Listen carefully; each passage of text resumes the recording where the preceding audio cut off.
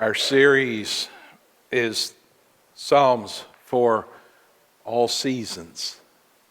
What we've discovered is in the book of Psalms, all the different seasons of life are covered, if you will. There's a psalm for those times that we're lonely. There's a psalm for the times that we're afraid. There's a psalm for the time that we're grateful. There's a psalms for the time that we're just overwhelmed with God's greatness and want to sing His praise. We go through seasons in life, and there are psalms that help us sing the song of that season. And so we're looking at the various psalms as we go through the current series. This morning I want to invite your attention to Psalm 78, the 78th Psalm. As we think together about our next generation, the idea is that at some point in our lives, almost everyone has a season in which you have influence over the next generation. Maybe you're a parent who has children. Maybe you're a grandparent who has grandchildren. Maybe you're an uncle or an aunt. Maybe you're a next door neighbor to some kids. But almost every one of us goes through a season of life in which we have influence on the next generation. And so I want us to think together about our next generation. Psalm 78, and as we jump into Psalm 78, I want you to pay careful attention to what seems like a title. Before we really get into the heart of the psalm, we often just kind of overlook the titles that are listed here. And I want you to see this one in 78, the very first part of verse 1. It may even be before the number in your Bible. A maskil of Asaph. What in the world are we talking about? Two words that we don't ever use in any other way, maskil and Asaph. What is going on? Well, a maskil is a song that teaches something. You know, some songs help us express our feelings. Some songs cry out to God.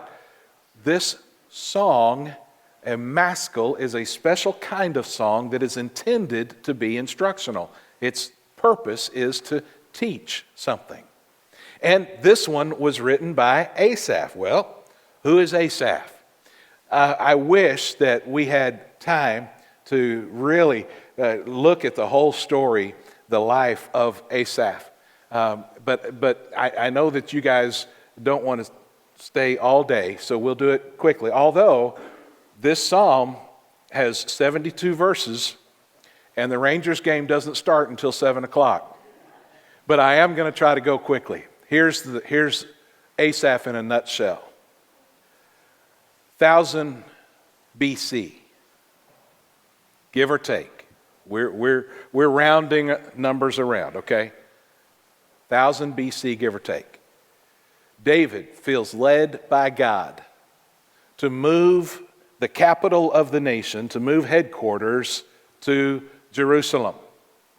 Now, in order to move the headquarters to Jerusalem, they're going to have to move the Ark of the Covenant. The Ark of the Covenant is where they understand God literally, physically dwells. His Spirit hovers above the Ark of the Covenant. So they would never, His chosen nation would never establish a headquarters without Him. They would not leave Him out. Therefore, they've got to move the Ark of the Covenant to Jerusalem. In order to do that, they want it to have all of the appropriate pomp and circumstance, all of the ceremony that it deserves. And so they have this great band, like a huge parade, to bring the Ark of the Covenant to Jerusalem. Leading that parade is a group of musicians. Leading the group of musicians is Asaph. He leads the musicians as they lead everyone else as they move toward Jerusalem. And this leader of musicians, by the way, is a percussionist. He plays the cymbals. It's okay to have cymbals in church. It said so. Asaph was the leader.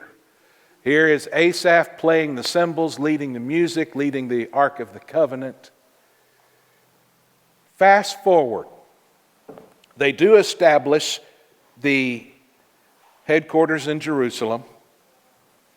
They're there for, give or take, 400 years.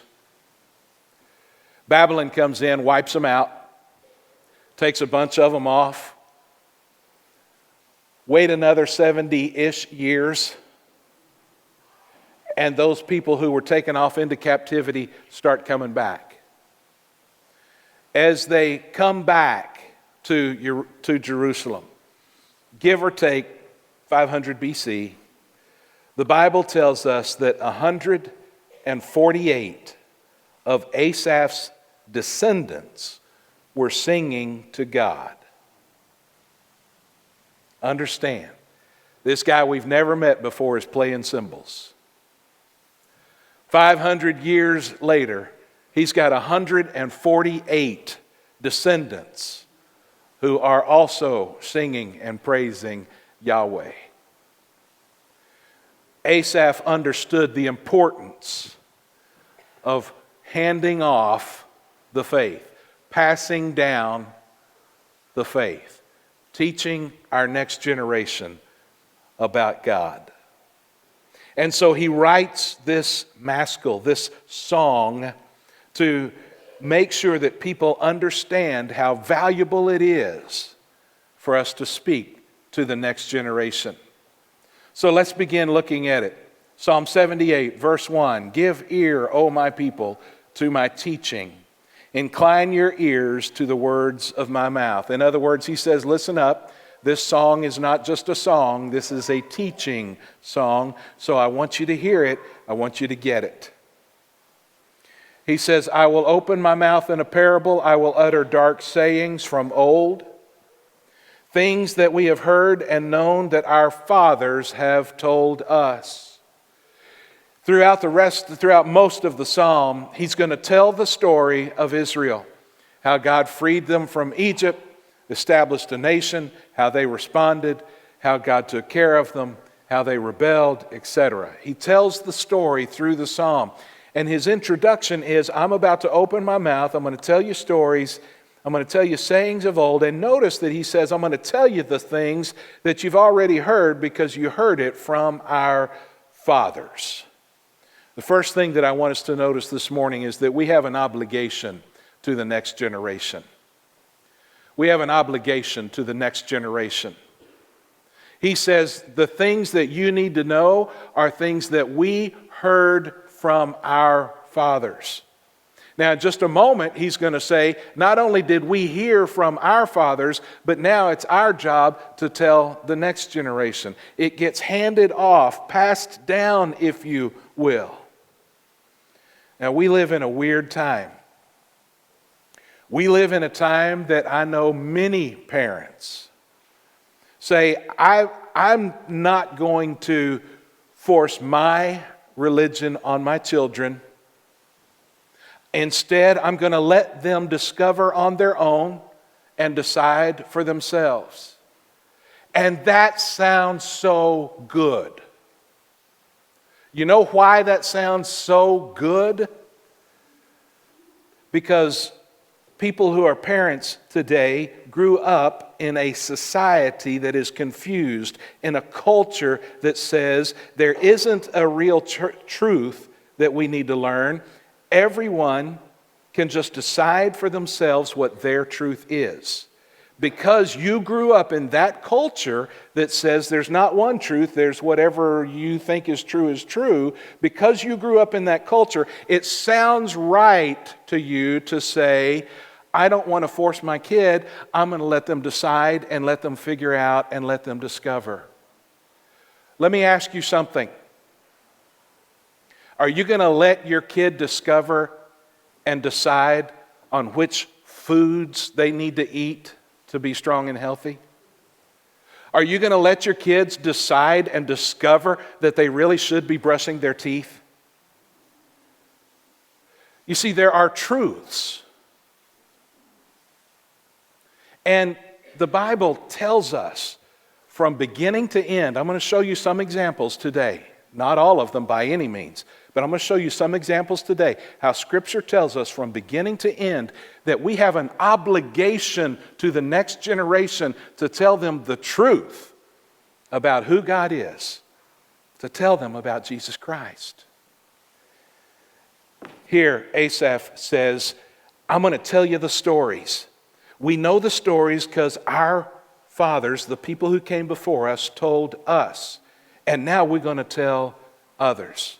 He says the things that we have heard and known that our fathers have told us. I used to go to track meets to watch my daughter. Anything my daughter did, I wanted to be there. And usually that was fine. Volleyball games have a clock, and when it's over, it's over. Basketball games have, 4 quarters, and it's over. There's a track meets go forever. Oh, middle school track meets. If somebody told me I had one day to live, I would spend it at a middle school track meet because those go forever. And my daughter, I love her. I love her almost more than anything in the world. I would do anything for my daughter.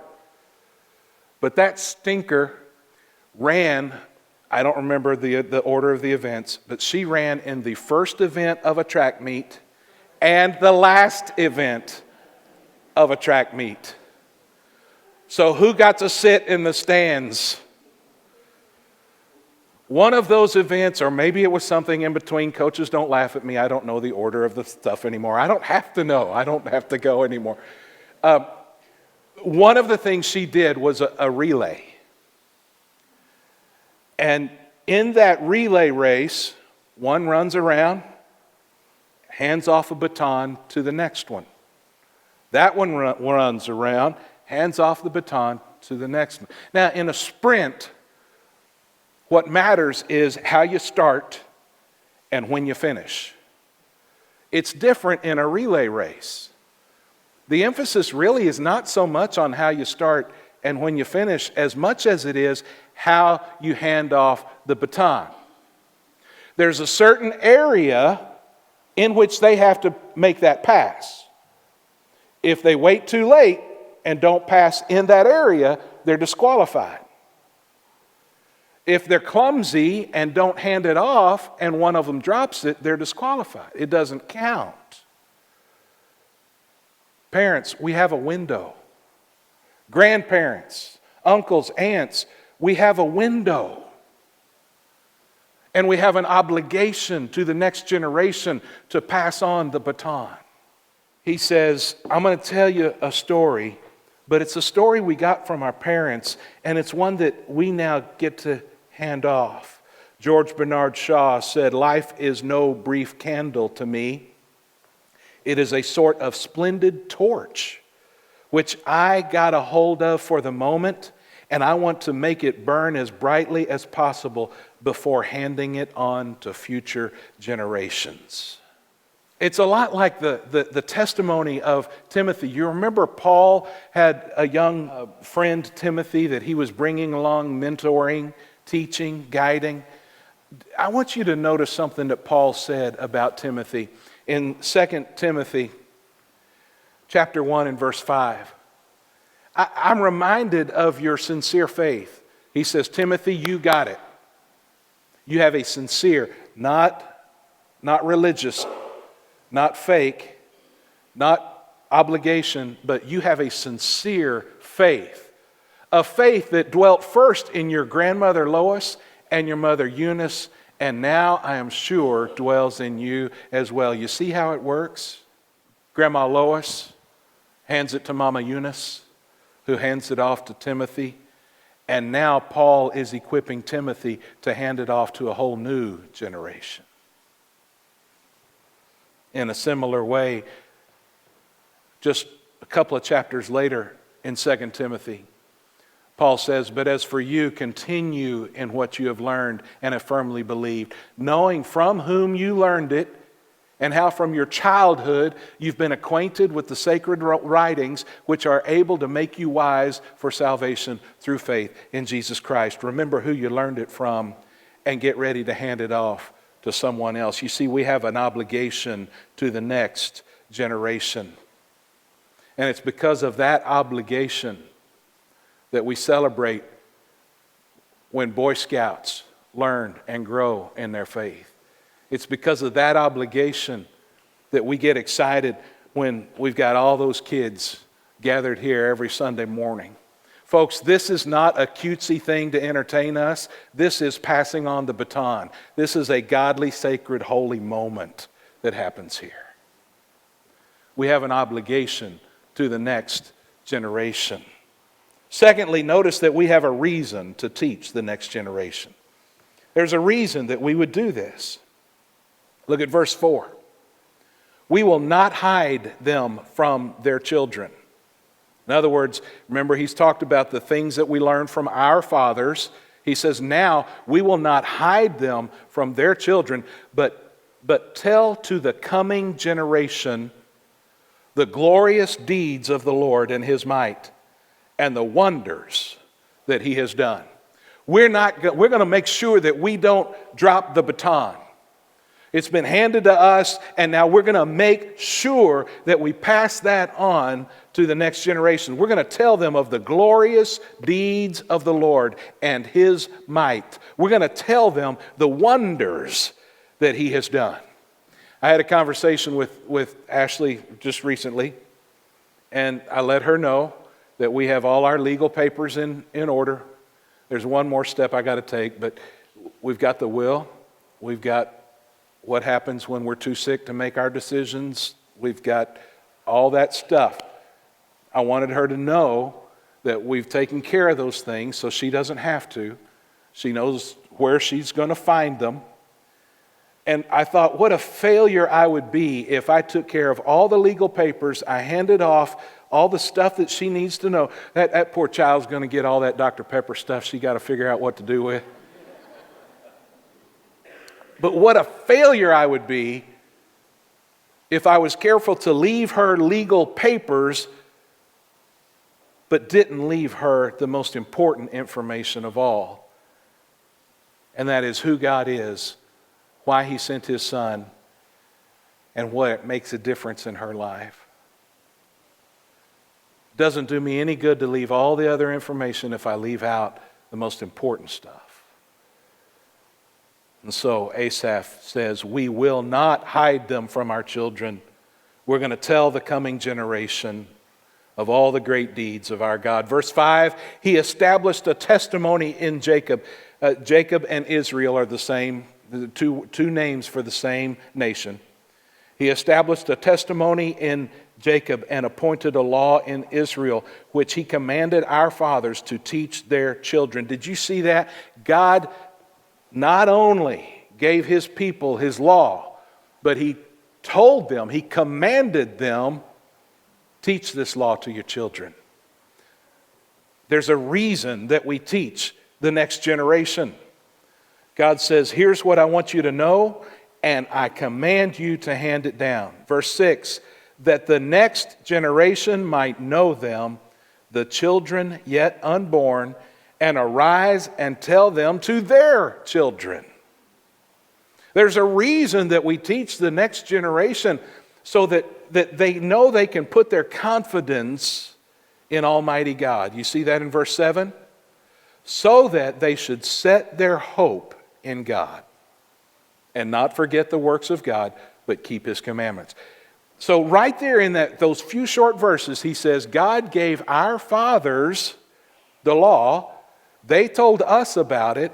Now we're going to tell our children so that they can tell their children, so that we all know who we can put our hope in, who we can put our confidence in. There's a reason to teach the next generation because they are going to put their confidence in something. We want our kids to put their confidence in the Lord. Psalm 145 and verse 4 reminds us that one generation shall commend your works to another and shall declare your mighty acts. That way the folks know He's a God I can trust. I learned that. Deuteronomy chapter 6 is what we call the Shema. It is the basis, the cornerstone, if you will. It is the central teaching of Judaism. It is a prayer they pray every day. It defines to a great degree their relationship with Yahweh. And we find that Shema in Deuteronomy chapter 6. Let me read for you beginning in verse 4. Hear, O Israel, the Lord our God, the Lord is one. You shall love the Lord your God with all your heart, with all your soul, with all your might. And these words that I command you today shall be on your heart.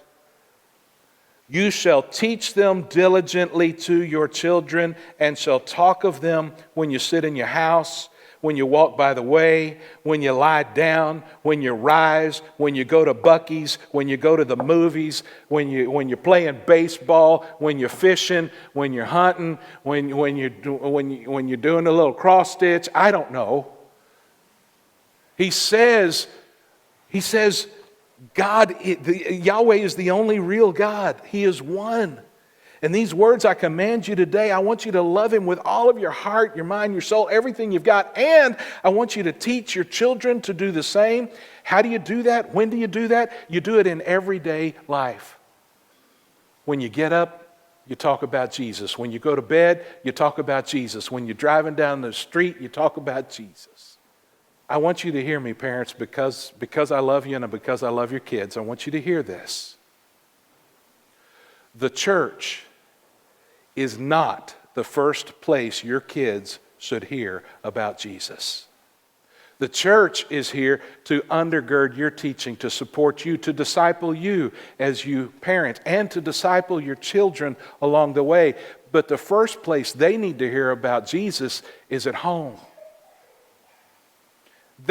Home is where they need to come to know the God who has brought you this far. Look at His mighty deeds, you'd say, not in those words, but look what God has done for us. And now, my beloved child, you know you can trust Him because He's done all this for us so far. We know we can put our confidence in Him. We can put our hope in Him. And so verse 7 of our text gives us the reason, so that they should put their hope in God. We have a reason to teach the next generation. We also have a motivation to teach the next generation. It's kind of like we have an obligation. Okay, I know I should. We have a reason. All right, there's a good reason for it, but what's going to motivate me to do it? Well, we have a motivation to teach the next generation. Look at verse 8. That they should not be like their fathers, a stubborn and rebellious generation, a generation whose heart was not steadfast, whose spirit was not faithful to God. Asaph is referring to that first group of people that came out of Egypt. They wandered through the wilderness. God met them and said, hey guys, here's the law. Here's how to make sense of this life. Here's how to be my people so that I can be your God. Here's how we're going to build a nation. It's all right here for you. And those stubborn people said, nah, we'll do it our way. We got this. They were a stubborn and rebellious generation. Verse 9 says the Ephraimites armed with the bow. Don't get hung up on that word. It's just one of the tribes of this great nation, armed with the bow, turned back on the day of battle. They didn't have the courage they needed to do what they were called to do. They did not keep God's covenant, but refused to walk according to the law. They forgot His works and the wonders that He had shown them. Here's the harsh reality, my friends. Here's our motivation to teach the next generation. Why we do it is this. Because if we don't teach the next generation about God, our tribe will crumble. if we don't teach the next generation about God, our tribe will crumble. Here, they didn't follow, they didn't obey, they didn't have courage. They were a generation whose heart was not steadfast, whose spirit was not faithful to God. Judges chapter 2 and verse 10 tells a different story, but look how sad is this story. All the generations also were gathered to their fathers. That means they died. These folks died and went to their fathers, and there arose another generation after them who did not know the Lord or the work that he had done for Israel. Friends, we are one generation away. Always we are one generation away from people forgetting about God. And how sad is Judges 2? There was a generation after them who did not know the Lord. May that never be said of our families. We have a motivation to teach the next generation. Beginning in verse 12, he goes ahead and does what he said he was going to do. He tells the story of Israel. In the sight of their fathers, he performed wonders in the land of Egypt, in the fields of Zoan. He divided the sea and let them pass through it, made waters to stand upon the heap. I won't read the other verses. It goes on all the way through verse 72 as he tells the story again of their ancestors. Friends, you have a story to tell. If you know Jesus, you have a story to tell. If God has ever blessed you, you have a story to tell. And it is your obligation to pass it on. You have a reason to pass it on. You have a strong motivation to pass it on, just to tell your story like Asaph tells their story. This is why children's ministry and youth ministry are priorities in our church. And they are going to remain priorities. We're not going to support any thought or any effort that would make youth ministries or student ministries seem as secondary. We're not going to support any efforts or thought that would make youth ministry or children's ministry seem like they are inconvenient or in our way. They are priorities in our church, and I pray that you make them priorities in your home. Biblical instruction is supported at the church, but established in the home. And so Paul tells parents in Ephesians 6 and 4, fathers, don't provoke your children to anger, but bring them up in the discipline and instruction of the Lord. I know it sounds right to say, I'm going to show my kids enough respect to let them choose and let them decide and let them discover. And I know it sounds right. But you have a command from God. Old Testament command, you will pass this down. New Testament command, Ephesians 6:4, bring them up in the discipline and instruction of the Lord. It's important. It's so important that we have an obligation to do it. We have a reason for it, and we have a strong motivation to make sure it happens.